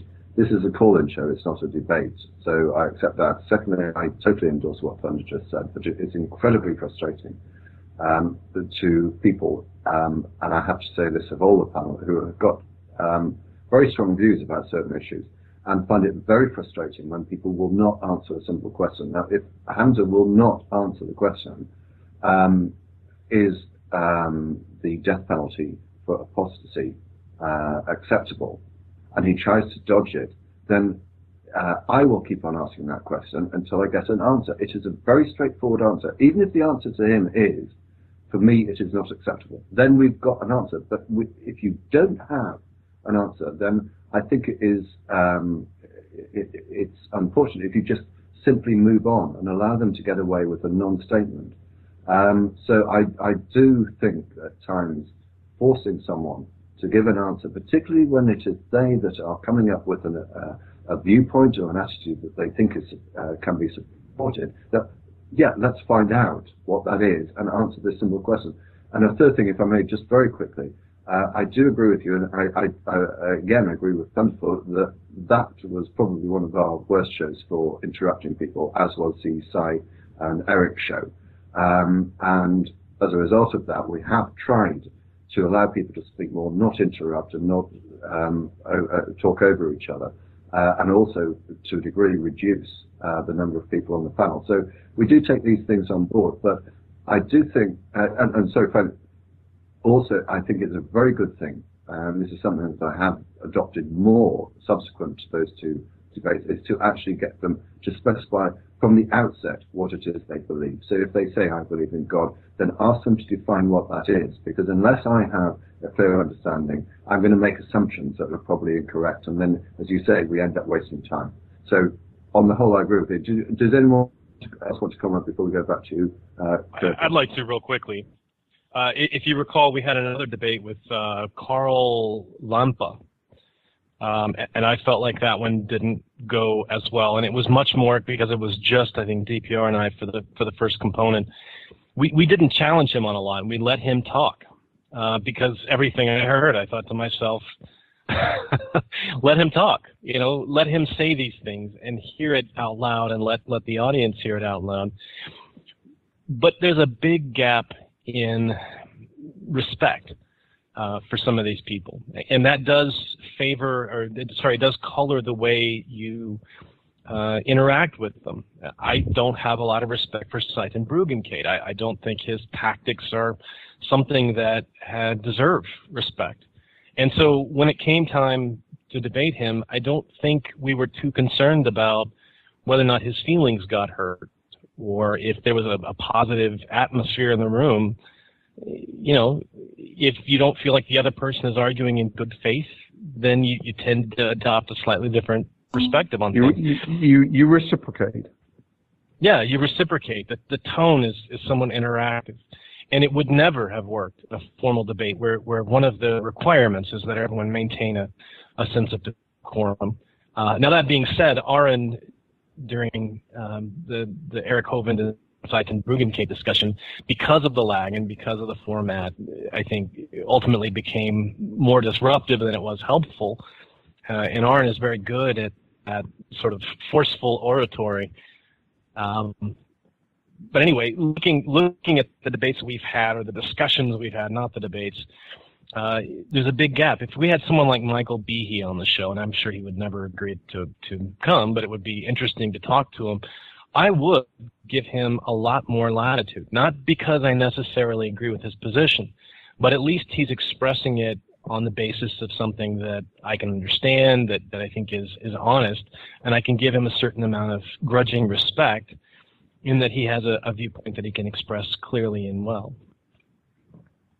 I agree with everything you guys said. I think the main thing, though, is that what I was more talking about is when you're in this style of call-in show, and I understand that it's not a debate show, but you have certain points where, for instance, when you ask, do you think that you should be able to kill apostates? I think that is not a yes or no question. I mean, obviously it devolves into a yes or no question, but there has to be a way for him to explain himself throughout that. You can't really just expect him to go, yes, I do support it. Because even when he did end up directly answering the question, saying, yes, I do support it, he still needed to back up with a few things like, but it should be beheading and this sort of thing. So I agree with you guys that obviously it's not a debate show and you don't necessarily have the format for that. But I think for instance, earlier in the show when Thunderfoot and DPR Jones were having their little debate, there was a couple of questions in there where Thunderfoot would ask DPR, I forgot exactly what the question was, but he would ask a specific question, and you can't answer that with a yes or no. I mean, it takes some explaining. It takes, backing up what you believe and that sort of thing. And so I think it's important that it's not necessarily yes or no questions that you're asking these guys. I mean, they're. Mm-hmm. Well, in some cases, yes. In other cases, no. I mean, I think if someone's actually to the point where they say, yeah, killing apostates is okay, the qualifiers are almost irrelevant at that point. Yeah, if you want to specify, killing apostates is okay, but it should be by beheading. It's like, this is still way off the radar in terms of that's just bloody insane. And the other point that I wanted to make to concordance earlier is, with just letting these people speak, you have to be a little careful not to be seduced into, everyone sees things as clearly, not everyone sees things like you do. And we only have to link up to what was raised at the beginning of the show to realize this, that there are people who, you can give some sort of seminar that is this little magic device that detects bombs, drugs, and foreigners in cars. And you do need to stand up and sort of make the counterpoint, the bloody obvious counterpoint that that's bullshit.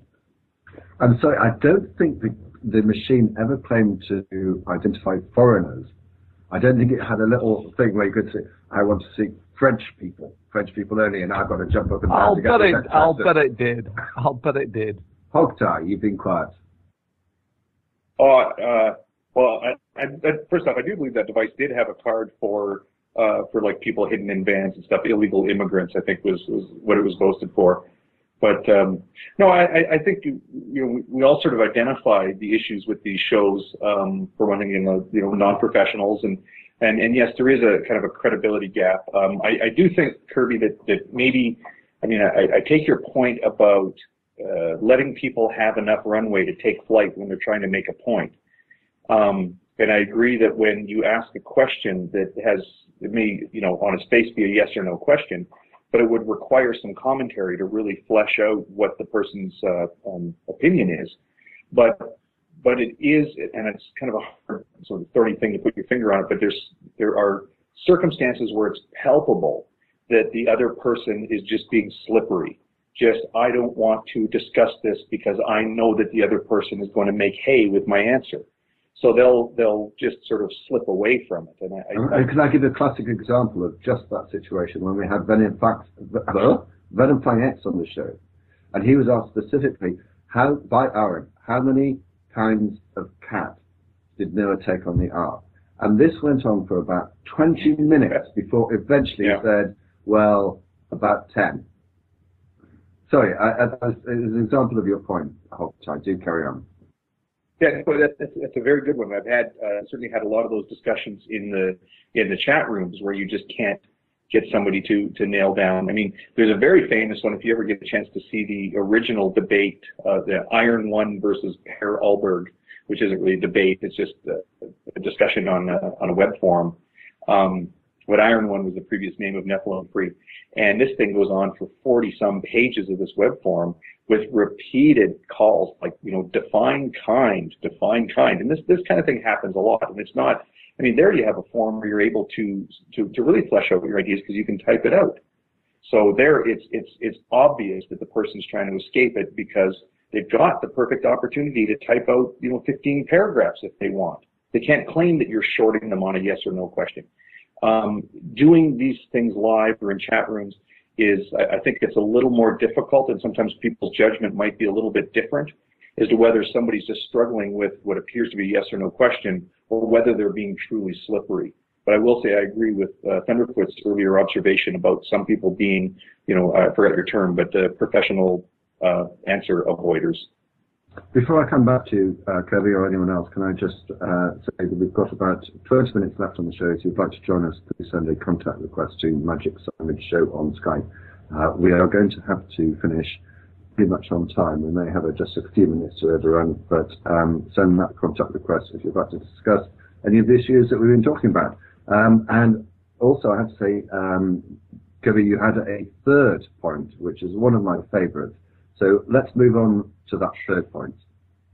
Okay, so do you still not think there's such a thing as objective morality? I certainly do, but perhaps taking my own advice, I should ask you to explain what you mean by objective morality. See, and I think that's the main thing. That's what I wanted to get to, is when, for instance, you had a video about, I think it was William Lane Craig who's using the objective morality argument. And I think the main distinction to make here is that it's not necessarily objective versus subjective. I think it's more the point that he's trying to make. I don't think he would ever say that there is a morality even if humans do not exist. I think that's a vacuous statement. I think he does make that statement. That's it. That is what I picked up from every speech I've heard him make. So you think William Lane Craig would say there is still a morality even if humans don't exist? Yes, that's my understanding. Okay, so I would agree on that because morality comes from God, and so as long as God exists, there is morality, yeah? And whether the people are here or not doesn't make any difference to that, correct? I don't think so, because whether people are here or not, there would be no morality if there wasn't subjects to interact with each other. I mean, it would become that's one of the points that I make. Now we're in trouble of interrupting you and entering into a sort of like conversation we had with Cy and Eric and others. So please I'll allow you to finish your point, and then we'll go to Thunder. Okay, so I think it's more based on relative versus non-relative, and I think the point that he's really trying to make is that it's not a relative sense of morality. We don't make up our own morality. There is a morality that is intrinsic and that we need to follow. And I think in that sense, not in the sense that morality would still be existent without humans, I think the sense that morality is something that we can observe and we can know. So one definition of morality is of or pertaining to something that could be known. And I think that's really the definition that objective morality would sort of withhold. It wouldn't necessarily be objective versus subjective. It would be relative versus non-relative. And I think in the sense of non-relative morality, would you agree that morality shouldn't be relativist, that morality is more, it can be determined objectively? Let's take some specific examples. Are there categories where things are objectively right and objectively wrong, and other categories where they're not?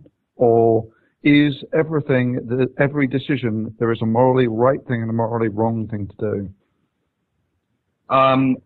Obviously, there's some categories where there would be. I mean, should I have a sandwich or burrito? That's not an objective morality. That's not sort of one of those. But and what is the basis on which you make that decision about whether something is in the category of objectively moral or not?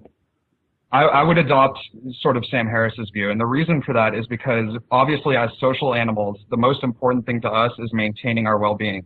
And so to say anything otherwise would be sort of vacuous. I mean, there's no way that the meaning of morality can be to kill all the humans that are around you.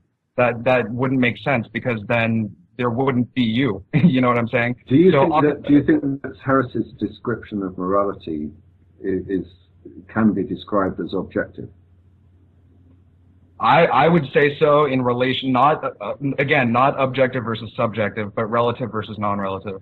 And this is on the basis that you can make an assessment about the quality of human well-being. An assessment of whether or not it will be conducive to well-being or destructive to well-being of the people around you that you're interacting with. Yeah. That's how you're defining ethics, right? Or morality, sorry. Morality, I mean, that by itself is a choice you've made that I might not make. So that is even sort of a relative issue. Like, you know, you've decided that your morality is based on minimizing suffering. Someone else might come along and decide that their morality is based on some sort of a subjective utility, right? There are multiple methods that can all be used. And again, and I think we're getting back to this whole objective-subjective debate, which I bet no one is interested in hearing more about. But you really, when you talk about morality, you're talking about people making decisions and evaluating those decisions. And I cannot imagine an objective way of evaluating personal feelings about things. Well, I would say that doesn't necessarily go into the category of morality. And would you not agree that morality, obviously there cannot be a moral code that says to destroy everything around you, to destroy all humans? You're saying what is possible. You're saying it's impossible to have a moral code. I think what you really mean is that it's not self-sustaining, or it's not going to last for long. I think at that point, have a moral code that involves murder. For example, let's take the Aztecs. Right? They had a moral code that it was moral to sacrifice captors, right? Because that was what was required to preserve other people's lives. Was their morality wrong, or did they not have a morality? I would say that wasn't right. That wasn't necessarily a morality that should be adopted. I think you can say objectively, otherwise, as a culture outside of their culture, looking onto them, that objectively that was not the correct thing to do. And that's really what I'm saying, is that you can determine right and wrong from a non-relative point of view. I think you defeated your own argument. As I see it, you know, I can look at them and say that their morality was wrong because I am objective. Yes? No, not me. That's what I'm saying. We have to apply this code of human well-being and conducive to human well-being. That you chose, no longer, that you subjectively chose, that you subjectively value. I guess at a certain point, but if I value measuring rocks, not in inches or centimeters, but I measure them in this weird way in which two rocks of the same size don't end up being the same value, that wouldn't be the correct way of measuring. Right? Could I throw something, because I don't think measuring rocks is quite the same thing as we were talking about subjectivity in a different way. Let's say that there are those that consider the death penalty as appropriate for those convicted of murder, and there are those, like myself, who do not approve of the death penalty. Which one of us is morally correct? And how can we say there is an objective morality behind that determination? I would say that there's no way to say a overall encompassing statement. So you can't say murder is wrong, death penalty is wrong. You can't say, it has to be on an individual basis, and it has to go down to certain points that you have to look at pretty much everything that's around it. So if that person who was a murderer tends to be very violent, and when they go to prison, they make other prisoners more violent, and they sort of create this atmosphere of violence among the prisoners, I think it would be much more reasonable to say that they should be removed from that prison. Reasonable isn't in any way related to objectivity. Well, it kind of is. Not only that, you know, you would shift between executing someone and not executing someone based on whether you can actually separate them from people in prison. Well, like I said, you'd have to go through a lot of different stuff. I mean, it wouldn't necessarily be morality means that the death penalty is wrong. Another thing is that objective morality, I don't mean it in the sense that you can look at this book and it'll say, murder, if you do it in this way, is right. That's not really what I'm saying. I'm saying it's non-relative. That's the main point I'm trying to make, is that it's not relative. what Hitler did, we can say was wrong. He didn't. Yep. So it seems to be very dependent on who's doing the observing, right? And who the victor is. You know, What I mean, culture do you belong to? Can we say that anyone that eats meat is immoral?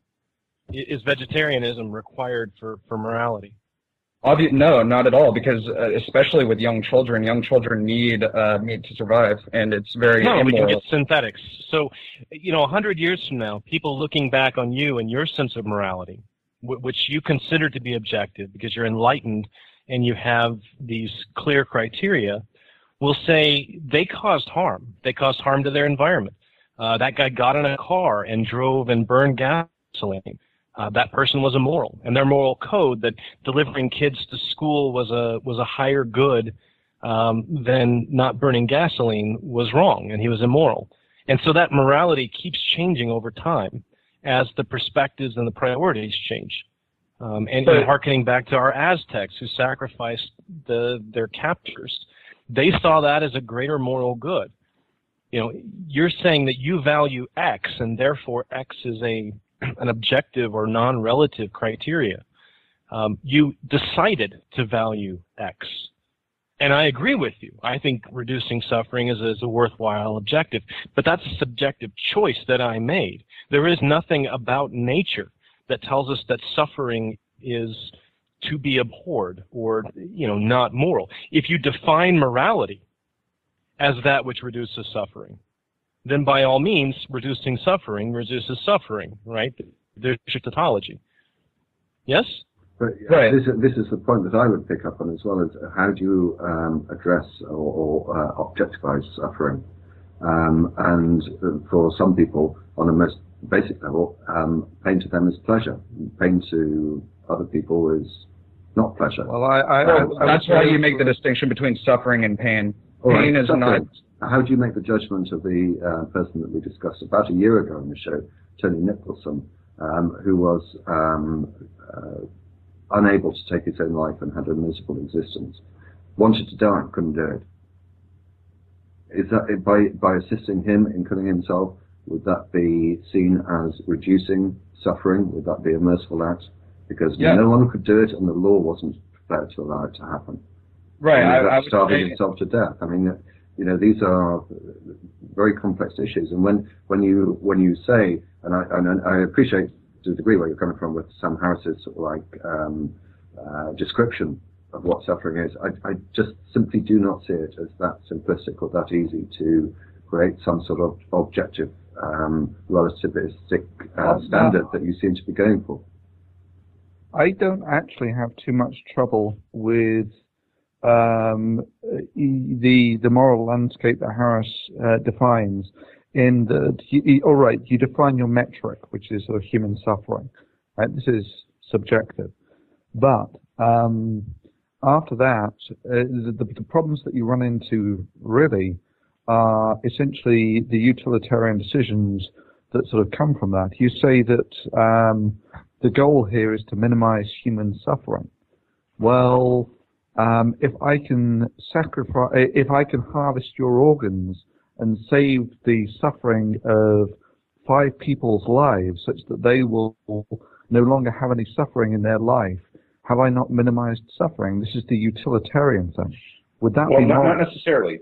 If I can interrupt on that one, because that's a thorn that's sort of easily extracted.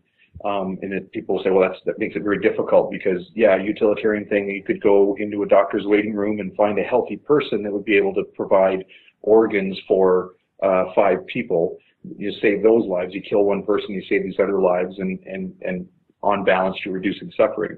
The definition of suffering needs to incorporate, in some sense, not physical pain, but our sense of comfort in a society.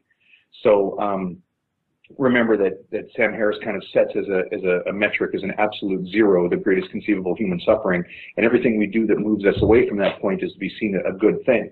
Well, how comfortable would you feel living in a society where if you're sitting in a doctor's waiting room, somebody can come in and kill you and harvest your organs?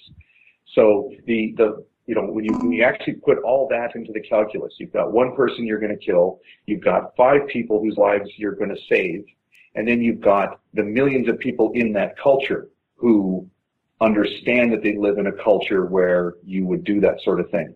On balance, when you factor those 3 different categories of people together, they're increasing suffering.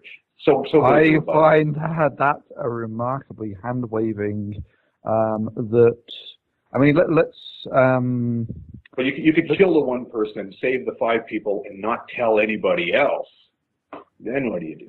Well, yeah, but I mean, this is the thing. You're essentially inventing the parameter of social anguish and saying that will actually change the dynamics. But you know, let's make this a more cartoony representation that by sacrificing the one person, you can save 1 million people. By, you know, chopping them up and extracting whatever the cure for a virus or something. Is it then moral to sacrifice one person to save millions?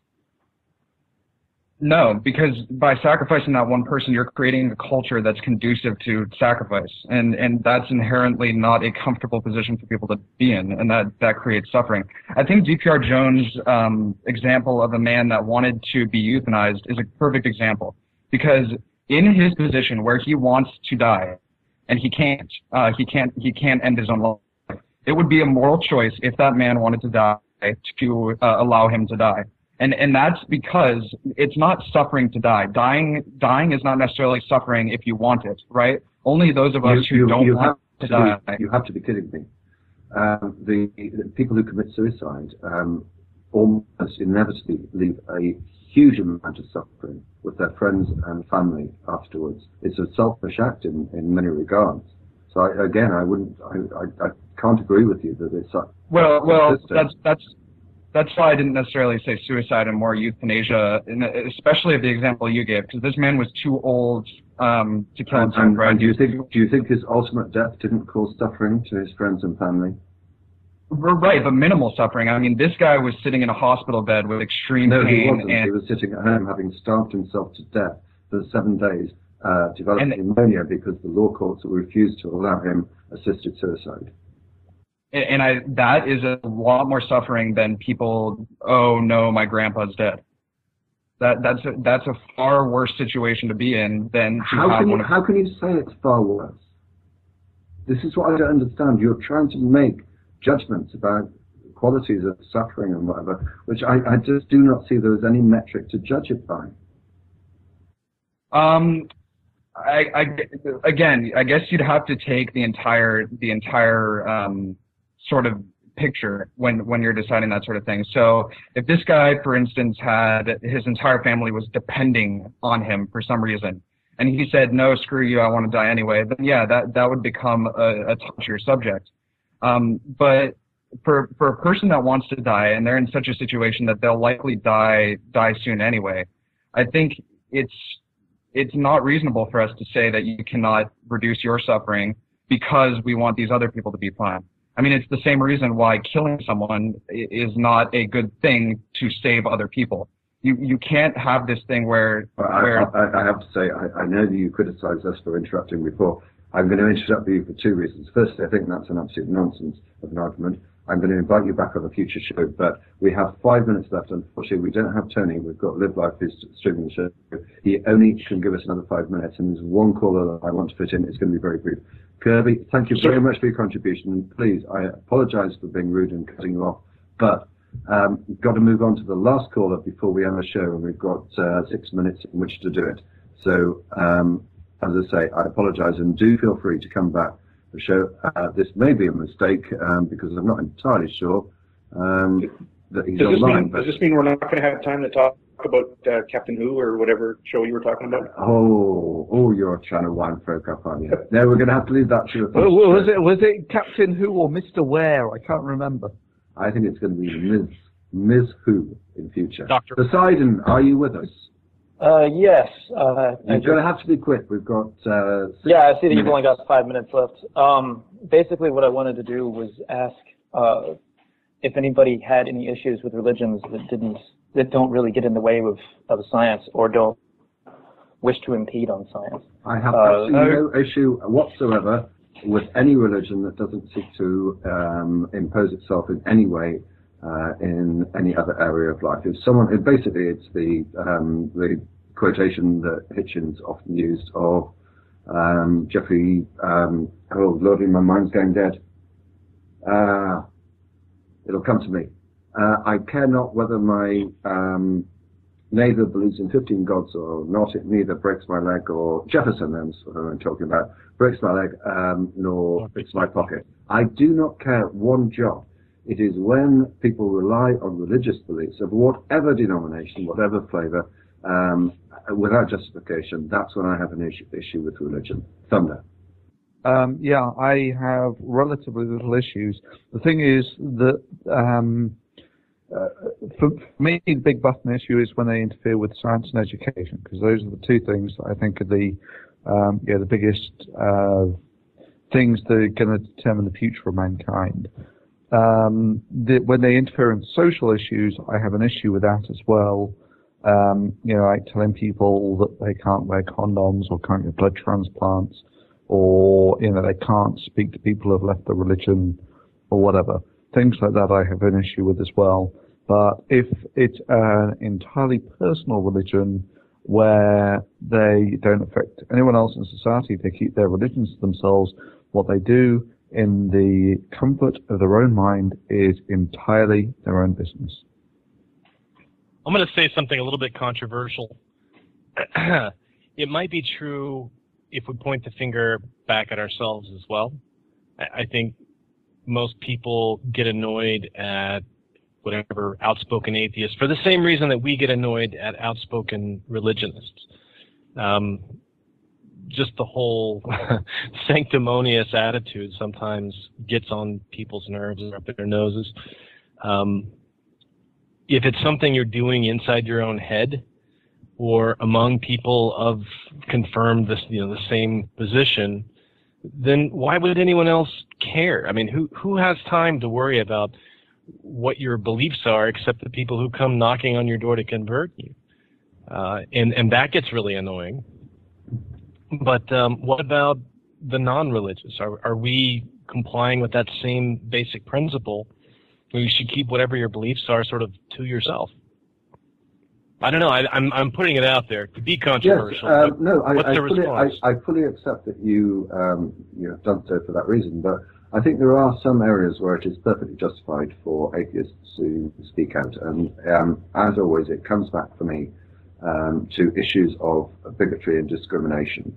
And if there are religious beliefs being used to justify bigotry and discrimination, then I think that they ought to be challenged. But if you're saying, should everyone go on YouTube and say, oh, you're all deluded, oh, you believe in a God, what's your evidence? Then, yeah, in some ways, I suppose that could be considered to be belligerent and strident, perhaps. But for me, the justification and desire to do so is when they touch upon those issues that I've just mentioned. HogTie. Well, I actually happen to live in a place where religion doesn't get involved in science education. It gets no traction here. I mean, I think 99% of the problems that people are expressing about religion really aren't problems for me, because it doesn't affect, at least here, obviously on the internet, I'm more concerned about it because I see what's happening in Texas and all over the place. But you're asking not about that, but beyond that. So I'm less upset about religion than most people, obviously.